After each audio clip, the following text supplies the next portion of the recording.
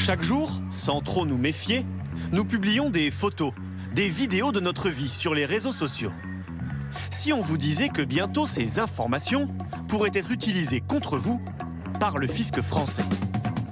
Je pense que c'est quand même un petit peu du flicage, on va dire. Mais après, c'est quelque chose de citoyen de payer ses impôts. Ça me ferait pas plus peur que ça. Parce que j'ai rien à cacher, tout va bien. Facebook, Instagram ou TikTok, la loi pourrait permettre au fisc de créer des faux comptes sur ces plateformes. Le but, traquer deux types de fraudeurs. Ceux qui ne déclarent pas une activité rémunérée et ces personnes qui ne paient pas d'impôts en France alors qu'elles y résident plus de 6 mois par an. Nicolas est ingénieur spécialiste des données. Selon lui, l'intelligence artificielle utilisée par le fisc permettra d'analyser des millions de publications en un temps record. Une arme redoutable. Ça permettra une analyse de masse et ça permettra de relier des informations qui auparavant n'étaient pas forcément reliables. Exemple, avec ce compte qui propose ses services dans le bâtiment en laissant son numéro de téléphone. Est-ce que ce numéro personnel, il est relié à une entreprise?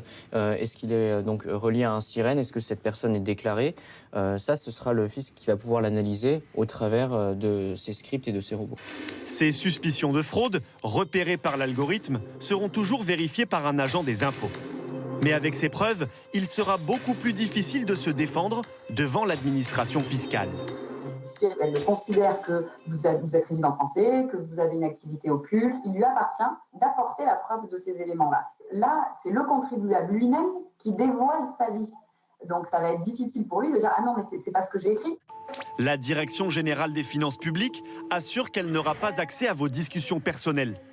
Et si vous activez le mode privé sur votre compte, elle ne pourra pas non plus mettre son nez dans vos photos. Cette nouvelle expérimentation doit encore être votée, puis validée par le Conseil constitutionnel.